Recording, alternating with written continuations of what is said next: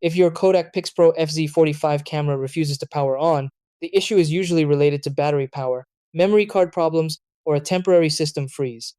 Compact digital cameras rely on stable battery contact and proper internal initialization to start correctly.